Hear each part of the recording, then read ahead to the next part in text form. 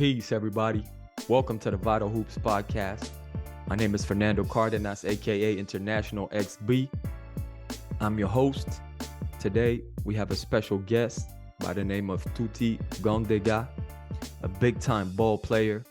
She's an international ball player, born and raised in Paris, France. Parents from the motherland, grew up in the difficult areas of Paris. You know what I mean? She started playing at a young age due to her sisters mainly, who also are involved in the game of basketball.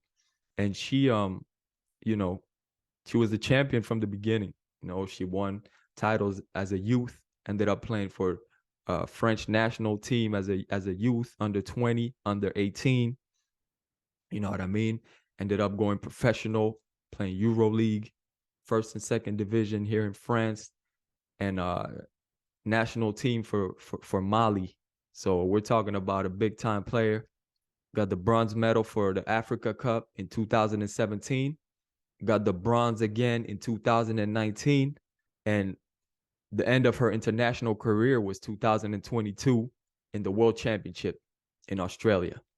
She's still a professional, and she's giving back to her people now with an organization that she has back in Mali. And she got a lot going on, but she's, an amazing ball player and an amazing person as well. When you say ball is life, you think about her. So check it out. Touty, welcome to the Vital Hoops podcast. How you doing? Hi, I'm good, and you? I'm doing great. It's good to have you. It's good to have you on the show.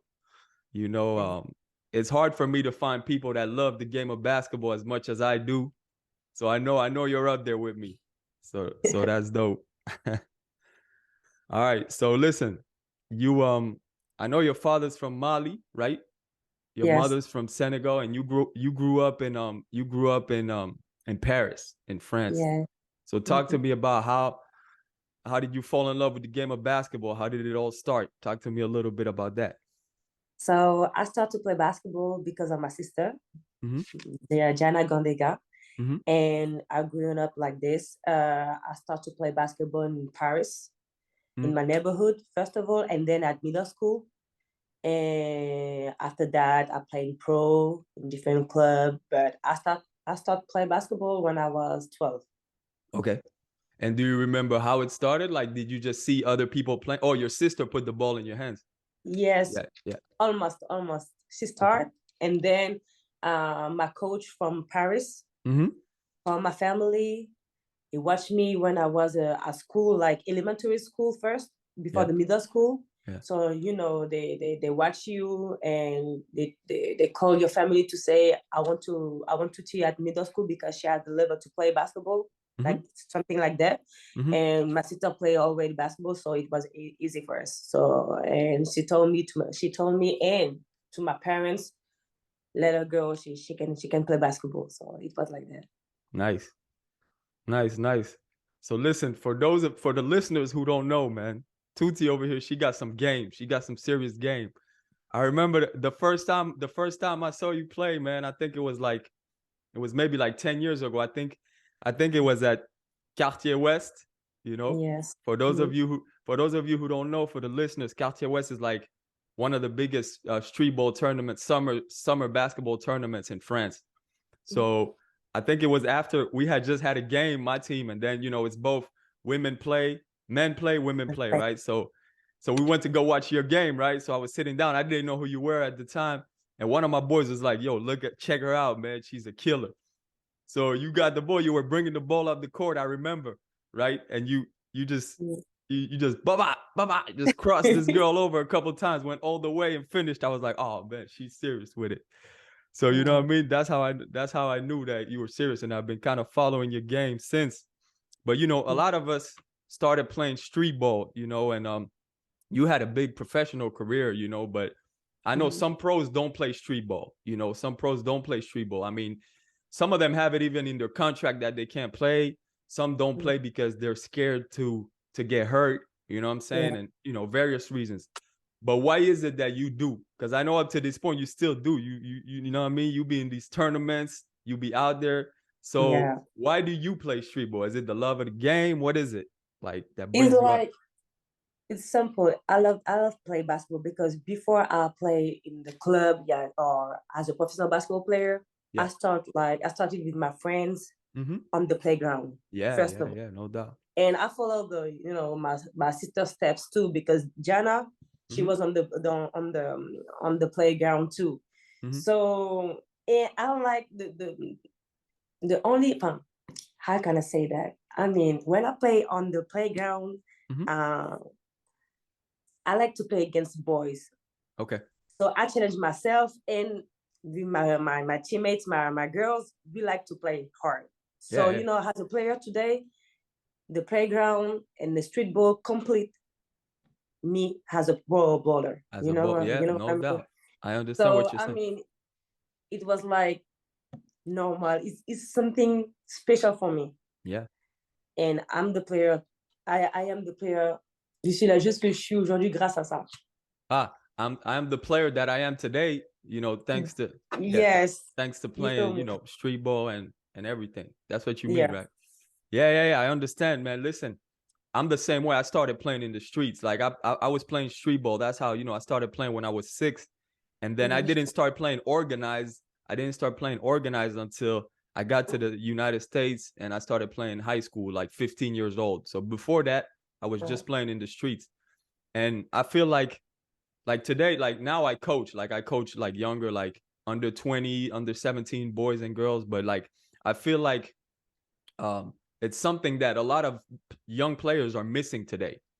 I feel like one of the reasons why they complain so much about the refereeing and all that, and I feel like some of the youth is kind of like, I don't want to say it, but it's kind of soft because they're missing that street ball aspect. You know what I mean? Exactly. They're missing, like, you learn how to be tough, you learn how to play through.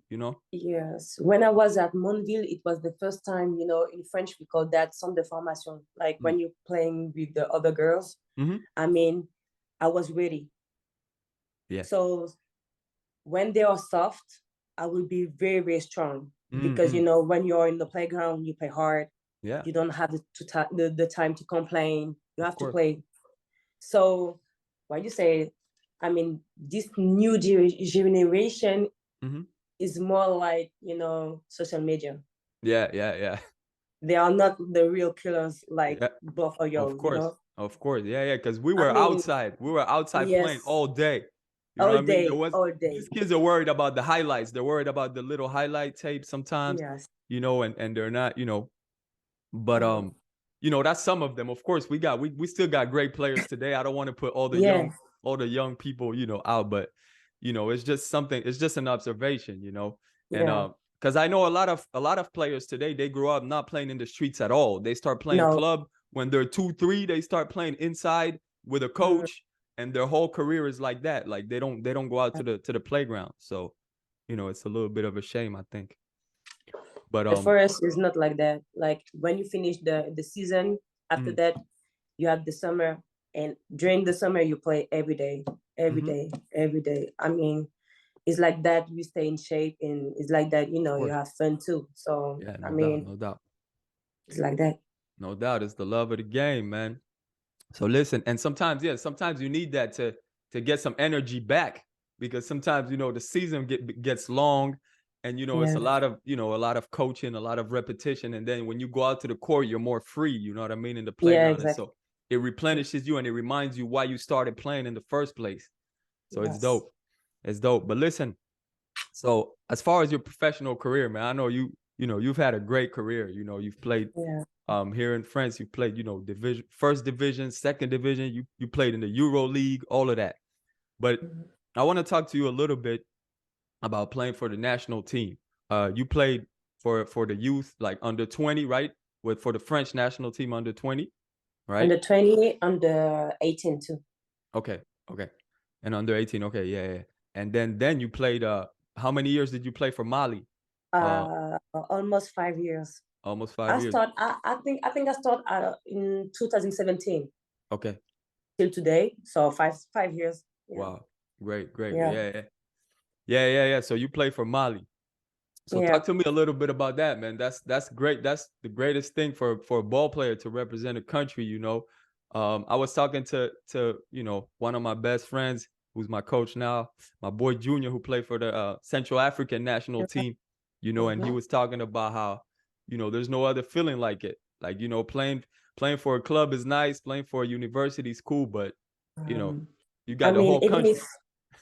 Even if I'm trying to explain, nobody can understand what you feel, what that feel to wear the jersey and represent your country, represent your family, because you have your name behind. Yeah, no you doubt. playing against. And the first time I played with the Mali national team, I played in Mali. So I had the chance to play in Mali the first time in 2017, and then I played in 2019 in Senegal. So I represent, you know, the first time I play on my father country. Yeah. And the second time, my mother country. Yeah. So believe me, when I was on the court, I gave everything on the court. But you always wore the Mali jersey, right? Exactly. You couldn't, because you know. So tell me about that. How was it? Like, why did you choose Mali over Senegal? Or what happened? Simple. What's the process? That's simple. My sister, she played for 8 years for Mali national team. And when she stopped, I just came after her. Okay. You know, as a point guard too. Yeah. So for me, it was like natural. It was simple. You feel me? But I have to be honest. Before she came with the national team, she tried to play with the Senegal, but she has something on her knees. You know, she has an injury. She was injured, something like that. So Senegal say, "I'm sorry, we can take you. You can keep you on the team." She said, "Okay." And then after that, she came with the Mali national team. Wow. So I was like, I'm cool with that. I just want to play with for my country, you know. No doubt. And when I say yes to Mali national team, maybe 2 weeks after, Senegal called my sister for me. She said, "I'm sorry, it's too late. She already goes, you know, she already went with the Mali national team, so it's over." Okay. That's it. Yeah, that's dope, man. But I know there's a lot of, you know, there's still a lot of work to be done, you know, as far as, you know, the national teams and, you know, them not paying their players sometimes and, you know, my God, all types of crazy shit. So yes, I know it's not I know it's not always easy. Right? No, it was like I felt very hard every time I fight because, you know, first of all, we are African. Second of all, I'm a woman. Third of all, I'm Black.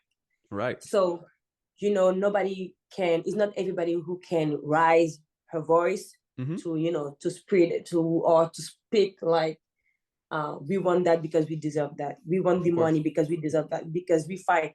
We are the players, you know. Yeah. No and doubt. as an African player, because, you know, I didn't grow up in Africa. So I grew up in France, and I know, you know, the law. I know I have some rights. So I don't give a. Sorry, I'm gonna give a fuck. You can curse. You can curse. You can curse. If I work, give me my money. Of course. You know. Yeah. And in Africa, it's very hard for my teammates in Africa. It was very hard to speak out. Yeah. You know, because they scare, because they have only Mali national team, you know, to help their families. Yeah. Or me, I mean, I don't care. If I don't have the Mali national team, I have my pro and I have my money, you know, so I can help. But for them, it was hard because, you know, they're scared. They say, if I talk about my money, maybe they're going to cut me. And then they got to go back home. They got to go back home and they got to deal with them. Yeah. They got to deal with them. I understand. Yeah. Exactly. And this is the same. They need national team, the Mali national team, to go out to play in Europe or something like that, to have the visa or something, you know, the passport. Yeah. So, you know, they're scared. Yeah. And we are tired. So that's why in 2021, I say stop. I say no. Yeah. Respect our work. Respect us. And then when the respect will come back, maybe we can talk. And of course, it happened. So it's okay. That's dope, man. Yo, that's much respect for that, man. It's important. It's important for you to speak up, and especially as you say, you know, as a Black woman, you know, it's important for you to speak up and for you to get what you deserve. You know what I'm saying? Yeah, that's necessary. So Listen, I wanted to ask you one more question. Do you think I don't know if you did, or not, but if you did, or if you would have had the opportunity to play for France, would you have done that instead of playing for Mali? Of course. Yeah. No hesitation. Why? Tell me why. Because first of all, I have to be honest with you. First of all, when I was younger, I played with the under 18 and under 20. So normally after that, you play with go on to, yeah. Yes, the big categories. But I don't have the choice, to play. So if the French national team call me, of course I will go. And I rise and I born in France. So for me, it will be normal. Yeah, but it's not the case. So when the Mali call me, I say yes. Yeah, no problem. But do you feel like the impact? Well, I mean, it's double standard, because I know that sometimes you don't have the best of relationships with the directors of the athletic programs and everything back home in Mali and other countries. But do you feel like the impact that you have for the people of your country is important? That if you would have played for France, maybe you might not have had that impact that you could have had for your home country. Yeah. Oh yeah, I understand. But you know what I mean? Yes, but I mean, no. If I played for the French national team, nobody gonna talk to me. Like, I will be another girl who betrayed for them the country. You feel me? Yeah. So yeah, they will be like a little disappointed, because my big sister played for Mali and me, I will choose like France, but it's like that. Yeah. Okay, but I understand you, man. It's like that. Yeah, no, I understand what you're saying. Yeah. Yeah, that's interesting. That's always an interesting conversation, because we were talking with my boys about the whole Joel Embiid situation, right? You see what happened with Joel Embiid? Like, he got his French nationality. He was thinking about playing for France, and then now he got like the American nationality. I don't know what he's doing now. But he's from Cameroon. Yeah, he's from Cameroon. But there's a difference. Like, at least you grew up in France. But I understand Joel Embiid doesn't have any family. He doesn't even have family in France. No. He didn't grow up in France. You know what I'm saying? Yeah. Like, I don't think, like, I think that's kind of weird for him to do. If he plays for France, like, I don't really like it, to tell you the truth. Like, I understand my brothers and sisters from Cameroon who are mad. I understand them. Like, I understand too. But I have to be honest, because me, that's true.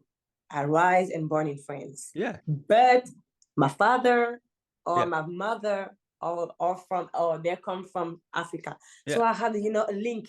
Yeah, of course. With the country, Mali country.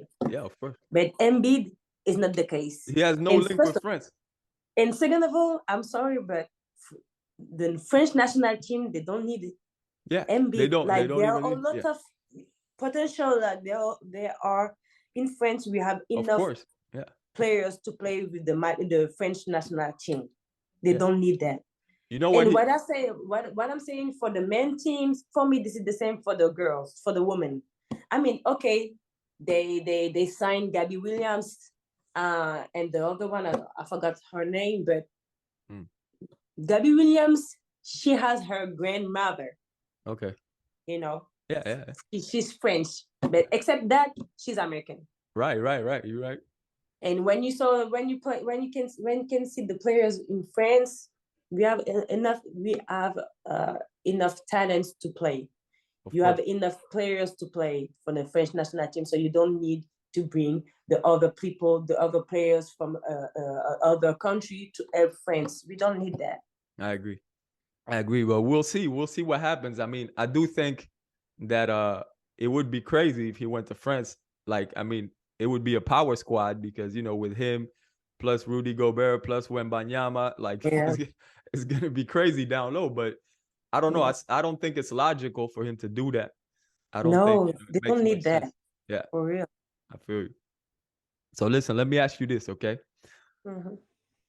Like I said, you played international, you played, pro, you played street ball. You know what I'm saying? You played a lot. But when you're done playing, you know what I'm saying, when your career is over, you know what I'm saying, and you look back, maybe you're like 60 something, you know, I know you'll have many moments, but what do you think will be like one of your most, do you think some of your most memorable moments will be?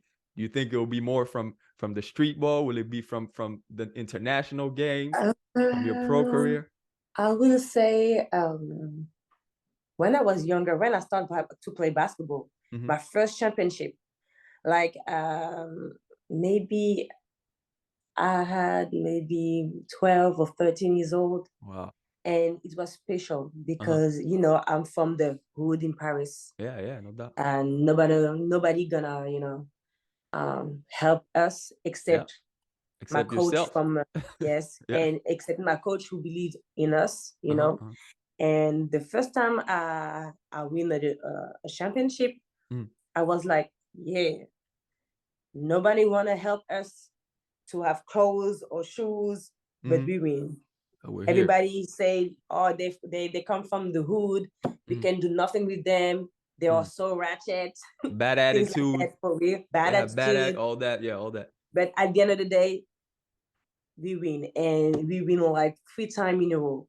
And I mean, the first time I was like, we can do it. You know, I can do it. Even if I started on the bench, even if I was the little one, the shy one, you know, somebody helped me to express myself.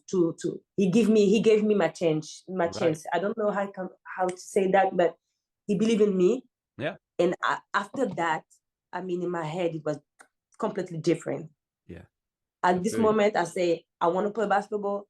I know I can do it. And I know it will be something special if I succeed in the sport. You know, you feel me? He gave you confidence. Yeah, he gave you confidence. He gave me confidence. He made you understand that you could do it for a living, maybe, you know? For real. Yeah. And my sister helped me too. But of course. I mean, yeah, back in the day, it was very important. It was the first time I win something. No doubt. You know, it was like me. Yeah. It boosted you, it pushed you, it gave you some energy. And for real, when I came to the practice with my sisters, because I call them sisters, it's not my teammates, they are my sisters. No doubt. If you can see us like dancing on the street, you know, we don't have a clothes to play basketball for real. Yeah, you didn't have the good uniforms, the warm-ups, all that. Yeah, I feel you. You know, only blacks or Arab, I call that Arabs girls. We play hard. We play only in defense. We just run. We don't have a shoes. So, you know, the coach trying to find the shoes for us, to try to find some clothes to play basketball, everything like that. So at the end of the day, I saw how I start and I saw how I finish. Yeah. And I mean, finish with this championship, it means a lot. That's why. No doubt. I feel you for sure. Listen, talk to me a little bit about, I know you've had some tough injuries, you know, over your career, right? You tore your ACL 2 times, right? 3 times. Wow, that's crazy. And one, in French, we call that menisque, but maybe in English it's meniscus. Meniscus. Yeah. Torn meniscus. And oh man, that's crazy. So talk to me a little bit about that. Talk to me about, you know, how you were able to bounce back. You know, did you ever, I know it's tough physically, but also mentally, you know, and did you ever think about stopping? Did you ever think about quitting and, you know, moving on? The last one, in my head, I was like, I don't know if I continue to play basketball or not. Because I had 26 or 27 years old.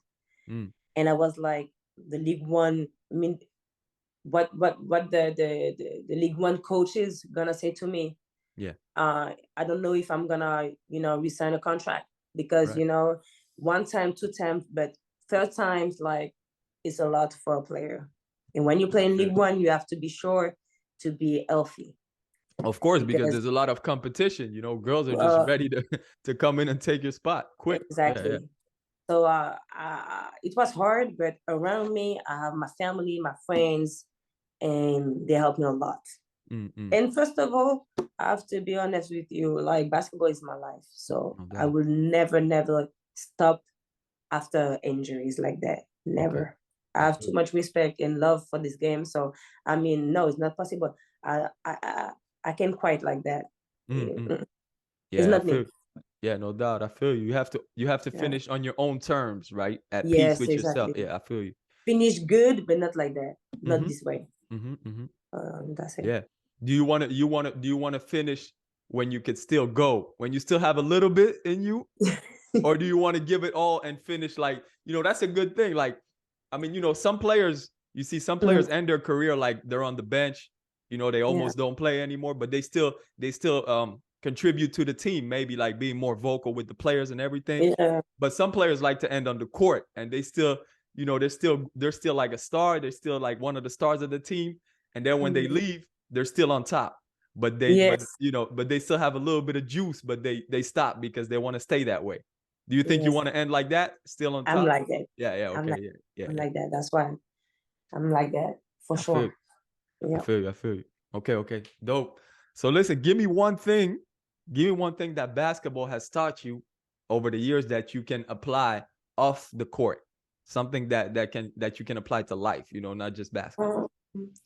It maybe for people, if I say respect, they will see. Yeah. For them, they will say that's normal. It's not normal. Believe me, the respect is not normal for everybody. Yeah, I learned by my through my education in my family, but with basketball. Yeah, because back in the days again, when I start basketball, you're not on time. This is disrespectful. But at the beginning, for me, it was like, hey, I have only 5 minutes. Leave me alone. They say, no. Yeah. You're not alone, first of all. You have teammates. Yeah. I'm your coach. You have to respect that. At the beginning, I was like, leave me alone, It's just 5 minutes, but, And in France, like African parents, or in French, we like to say, when you are African, you're always late. Yeah, it's the same everywhere. They call it colored people time, all this bullshit. Yeah. And all that shit is bullshit. Yeah, of course. We're growing up with that, and for you, it's normal. Yeah. In my family, I growing up with that. For me, it was normal or not. When you go at work, when you go at the club, when you go at sport, everywhere, you have to respect the people around you. Of course. You have to stay, and the respect starts at this time. Yeah. You're not alone. You have to respect everybody. Yeah, no doubt. So every time, when I argue with my coach, you have to respect it. Yeah. You have to respect between us. Like, it's not your age, he's older. Yeah. You have to respect. This is your coach. And even if you have a different opinion on something, or a different point of view, you still have to learn to respect each other. And me, I was so like in French, brutal, I was so brutal. I don't know how you say. Brutal. Yes. Yeah. If I wasn't agree with you, I'm gonna yell. I'm gonna, trying to go on you, over you. Yeah. And it wasn't good. So it wasn't productive, the education, you have to learn how to grow. And I mean, the respect. This is something que j'ai nourri. Something that you nourished over the years. Yes. And it kept growing. It kept growing and growing until today. Yeah. Because believe me, when you come from the hood, it's difficult. You have, when you growing up with the African family, you have your education. The first thing is you have to respect your parents, your elders, and things like that. When you go in the hood, you have the respect too. Because when the one guys, you say, go to the pharmacy, or go to the bakery, or go to, I don't know, take some weed or something like that, just don't say no. You take the money, you go and you do your stuff, and you bring back. When you saw a mother with her bags, carrying her bags, carrying the bags, you have to help her. That's part. Those are the codes. Yeah, exactly. So when you are at work, you have some code too. Of course. And I mean, all that, it's respect. Yeah. No doubt. I understand. I feel you. And listen, you know, the stereotype, you know, the racist stereotype that is, you know, colored people time and all this bullshit. That's something that, you know, that exists everywhere, like I told you, but it's real bullshit because like you said, respect is really heavy in our families. You know, it's ancient African, you know, people, like respect is everything. You know what I'm saying? And so part of that respect is, of course, you know, if your word, if you have, if given your word, if you say you're going to be at some place at some time, you respect that. You know what I'm saying? You respect your word because that's what you looked at someone in the eyes and you told them, listen, this is what we're going to do. So you do that and you respect that. And that's part of our culture. That's part of our culture as Black people, as African people, is respect. So, you know, the rest. Yes, but even for yourself. Of course. Like when I start basketball, I have to be, you know, I have to be at 100% because I respect my teammate, I respect myself. Like sometimes for me it was nothing, but you know, you have the jersey, you have the shoes, you have everything. And sometimes when you finish the practice, you have to take your stuff and put on the bag to wash. Or you have the bottles, you finish, you have to put them on the trash. All that is called respect. Respect your area, respect your space, respect your teammates every time. It's like that. So I can't cheat. I have to respect myself, so I have to give 100% every time. For sure. So yeah, I mean the best word for me is respect. Respect. I feel you. Okay, talk to me a little bit about your organization that you got going on back in Mali, right? You started off as a street ball team, I believe, and now you're working on to, you know, something a little bit bigger. Talk to me a little bit about that. So, you know, after the national team, even if I stop, I want to help the young girls from Mali. You stopped playing for the national team, right? Yeah, sorry. Yeah, that was your last year. Yeah. Yeah. After the World Cup in 2022 in Australia, last summer, I decided to stop. Okay. And I just want to help the young girls. Yeah. Because, you know, like me, I started playing basketball on the street, in the streets. And I saw in Mali some girls like me. So they start too, and I just want to help them. So with my sister, you know, we work together. So Jana and me, we work together. We're trying to find some sponsoring, some money, and help to help the little girls like them. So I'm super excited. Like, so how old are these girls? Like between 12 and 20. Okay. And it's in Mali, right? In Mali. Yeah, in Mali. So, you know, it's been like 2 years now. We sent some clothes, some shoes, and I try to bring a lot of stuff. Like the next Monday, I have a meeting with Decathlon, you know, French brand. To have some shoes and clothes. Nice. So I'm very, very happy because we try to bring a lot of things for them. And it's not done because you have the basketball part, but we want to help them with my sister. We want to help them with school. Okay. So it will be hard because we're trying to find a lot of godfather and godmother to help each, to sponsor. Yes, to help each girls, and we have maybe 20 girls. Yeah. So we're trying to find some French and African godmother and godfather for each, because this is important. Because I have to be honest, me when I was young, it was hard to do both school and basketball. And then my family, my father, he said basketball, that's great, but it's not all your life. Of course, At the beginning, it was very hard to understand that because, you know, I love basketball, but, you know, more I'm getting old and more I see that. More you understand it, we're trying to explain them.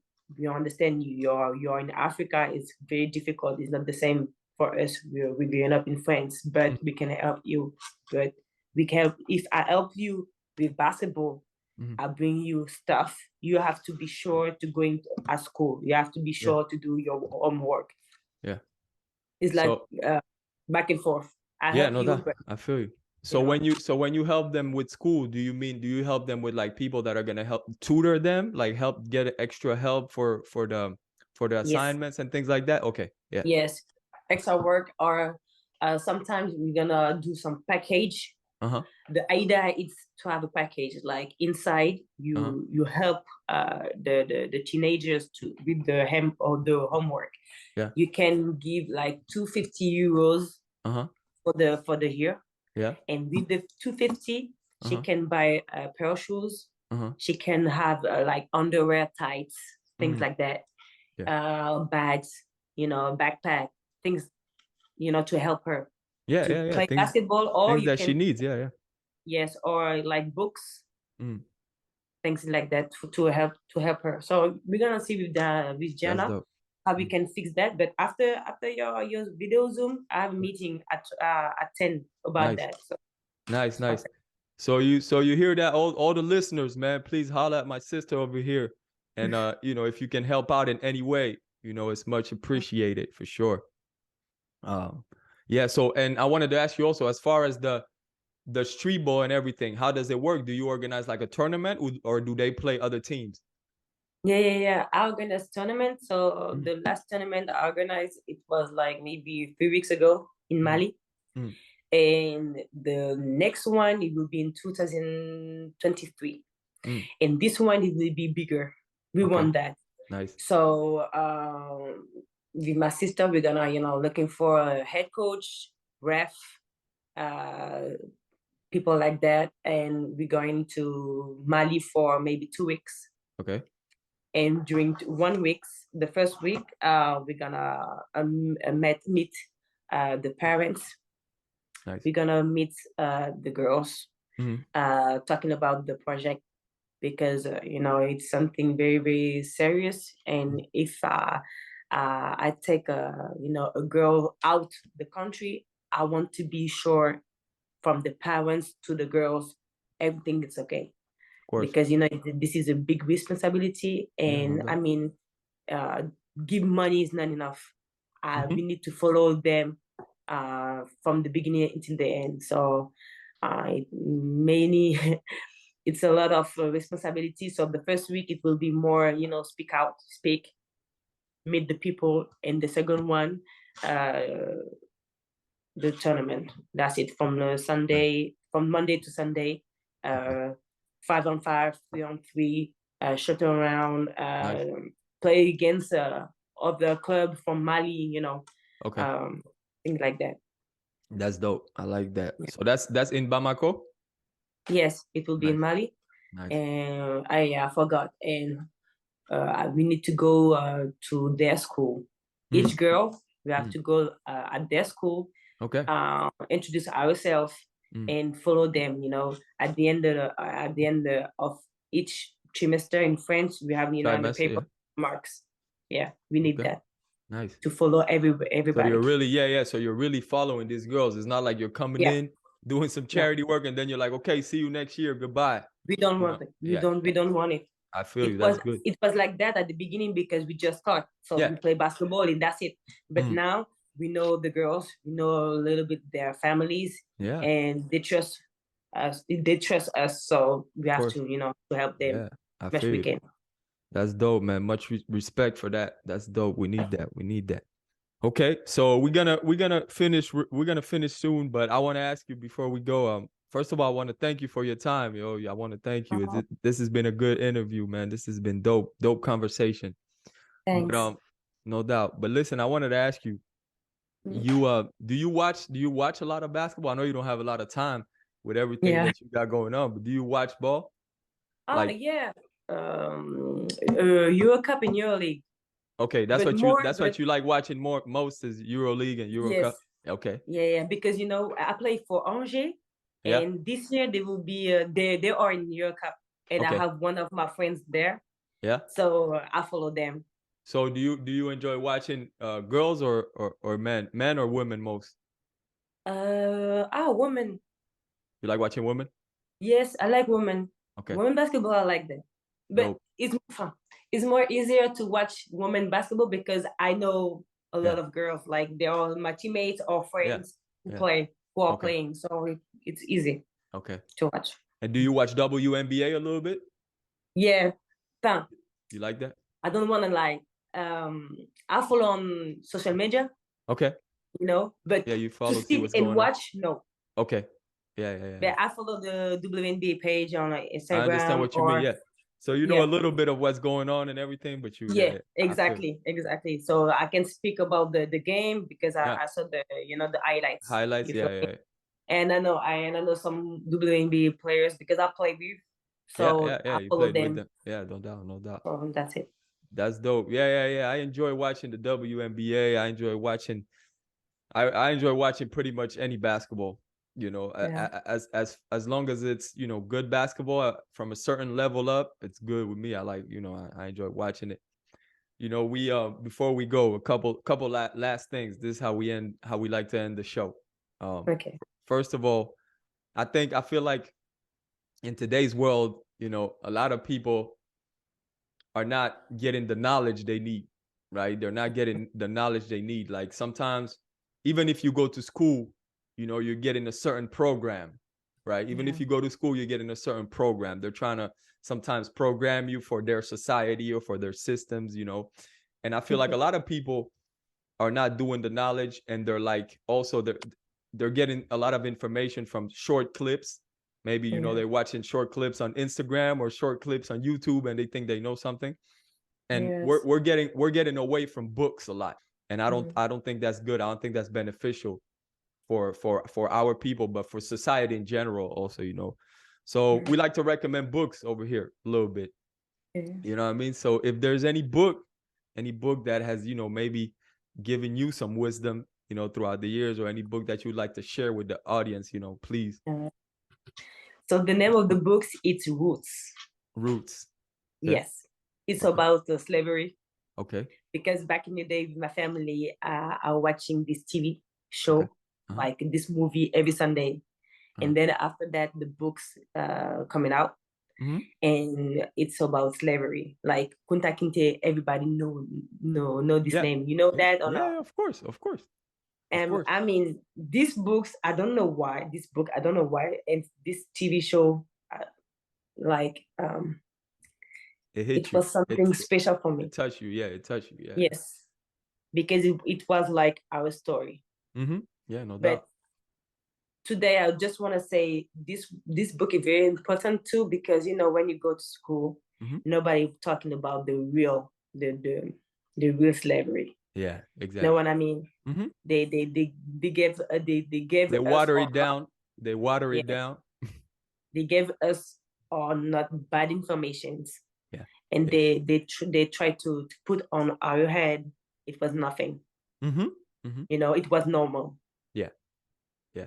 And believe me, if you go in France right now and you go into the history class, you can be sure nobody gonna talk about slavery. Yeah. Or just a little bit. Yeah. And I mean, this is very hard for me to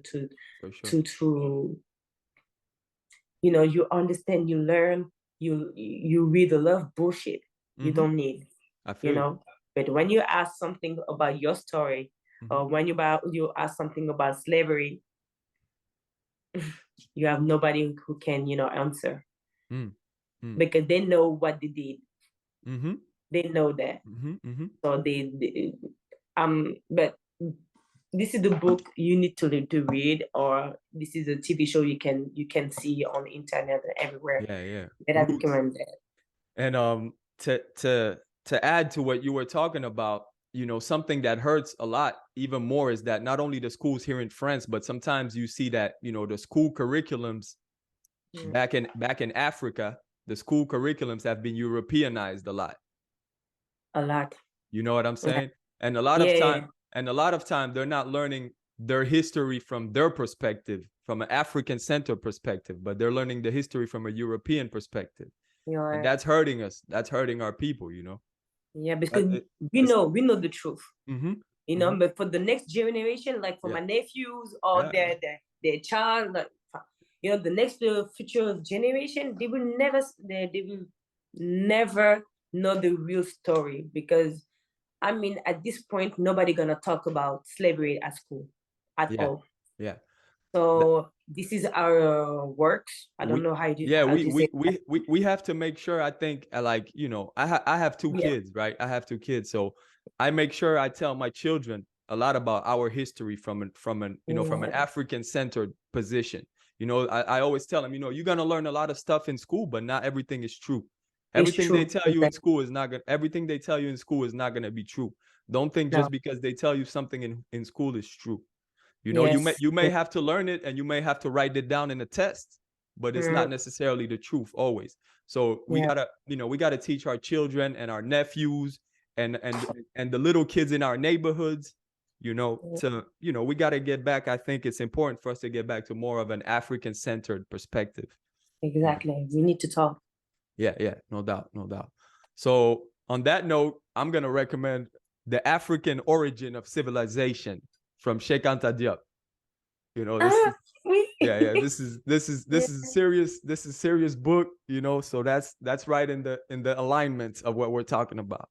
So the African Origin of Civilization, please check that book out, everybody. This is some real good stuff. Anything from Cheikh Anta Diop is good. Is good, yes. Yeah, anything from Cheikh Anta Diop is good, but you know, this is a great book. So that's it. Before we go, please, Touty, tell the audience, tell them how they can follow you on social media. You know, if you have a website, how they can get in touch, maybe, or write you for, you know, your organization back in Mali. Anything that you want to share with the audience, or if you want to say any last words, all that it's all you. So my name on Instagram, Twitter, and all my social media, it will be Poupex. So Poupexe, or you can write Touty, Touty. And on my bio in Instagram, you can help the young girls from Mali. It was like this is the same GoFund, you know, to have money for them, and with this money we can buy some stuff for the girls. So if you want to help, you can go on Instagram and you can click on the link. Yes. Voilà. Please do help. Check it out. And I'm gonna have, no doubt, and I'm gonna have all her info also on the description, so you can make sure you go follow her on Instagram and check out what's going on. You know what I mean? So so that's that. Touty, thank you very much. You know, it was a dope conversation, and maybe hopefully we'll have you back on the show at some point. You know? Yeah, no problem. Yeah, pas de problème. All right, yo. Thank you very much. Bye. Peace. Thanks. All right. Episode number 19. This was dope. Much respect and thank you to Touty Gandega. Like I said, an amazing ball player, amazing person. This was a dope episode. Please share it. Share it with your people. She had some wisdom, some knowledge, something to share with all ball players, and not just ball players, people who are for the culture, as we are here at Vital Hoops. So like I always say, please share, please subscribe. That's the way you can help us out. We're a podcast for the people, for the culture, and that's why we do this. But before we go, there are a couple things I want to talk about. First of all, I like to talk about music. Just a little quick thing I want to talk about. Hip hop is alive and well as always, but I'm not talking about the industry. I'm talking about the culture. I'm talking about the underground scene. You know, I just want to say how much I've been enjoying this new track by Science of Life. Stick to Your Ribs. You know what I mean? Please check that out if you enjoy hip hop music, hip hop culture, and or the plant-based lifestyle. You know what I mean? Science of Life, Stick to Your Ribs. Much respect to Invisible Hands and John Robinson. Dope. So check that out. And one thing I do want to talk about, and this is important, everybody please listen up. I want to say I got my little package from Farmacy For Life. You know what I mean? Farmacy for Life, for those of you who don't know, this is natural medicine, vitamins, herbs from the great Styles P and his wife. You know what I'm saying? Farmacy for Life, check it out. First hip hop health store. So they're selling vitamins, minerals, all that. So I got my little thing over here. For those of you who are watching, you can see my 3 little bottles. For those of you who are listening, get to YouTube so you can check it out. So I got over here my Irish sea moss, you know what I mean? From Farmacy for Life. Got the Irish sea moss. I got the black seed oil, you know what I mean? And I got the BCD formula, the BCD, right? So the BCD is basically 3 vitamins, you know what I mean? It's B12, vitamin C, and vitamin D, right? And obviously B12 is good for us plant-based people. You know what I mean? Vitamin C is always important because it helps you absorb every other, you know, thing that you eat, such as protein and all that. And vitamin D is great because right now it's wintertime. You know what I mean? So unless we're in the Caribbean or in Africa, usually we need vitamin D throughout the winter a little bit, at least. You know what I'm saying? I got the black seed oil over here, which is great to get rid of mucus. You know what I mean? Black seed oil is really good for various skin condition. It helps lower blood sugar, cholesterol level. It can help with weight loss, and it protects brain health. You know what I mean? So black seed oil. And I got my sea moss, my Irish sea moss over here. You know what I'm saying? Now, for those of you who don't know, sea moss has 92 out of the 102 minerals that your body requires. It's extremely important, extremely good. A lot of times we worry about vitamins and we don't understand that minerals are key to the body. You know what I'm saying? So sea moss has minerals, and it helps you build your immune system, and it helps with your digestive system as well. It's great. So listen, I'm going to be 100% honest, man. This is dope. This is dope. I had just got out of COVID. I had just, I had COVID not too long ago. I received these. I started taking them, and I recovered real dope, real fast. My black seed oil helped me get rid of all that mucus that COVID left in my body. And, Irish sea moss gives me that little boost in the morning. That BCD is key as well. So I've been feeling great, man. So I definitely recommend all of you checking out, Farmacy for Life, check it out and support the cause, man. Support the good brother Styles P. And this is dope, man. Linking hip hop and health, like the 10th element, for those of you who know, or those of you who don't know, health and wellness, 10th element of hip hop. So this is really doing it. You know what I'm saying? Instead of selling liquor and all this shit that's detrimental to our communities, you know what I mean? Doing positive, selling positive things that are going to help our people, such as vitamins, minerals, herbs, fruits and vegetables, positive things. You know what I mean? So much respect again to Styles P and his queen. This is the Vital Hoops podcast, and we do it for the culture. Hopefully we'll see you soon on the next episode. We out. Peace.